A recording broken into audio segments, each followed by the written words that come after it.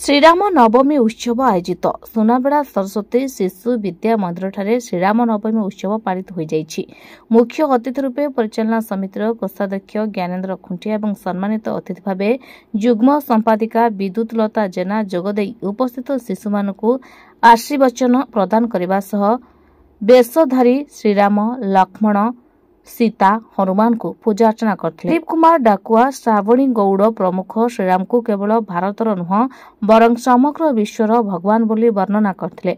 वरिष्ठ आचार्य कृष्णा कुमारी मिश्र मुख्य वक्ता रूपे जोगदे श्रीराम को मर्यादा पुरुषोत्तम परिणत करिबार कारण संबंध उल्लेख करने सह तुलसी रामायण वाल्मीकि रामायण रामचरित मानस एवं वैदेहीश विलासर विभिन्न दृष्टांत देथिले।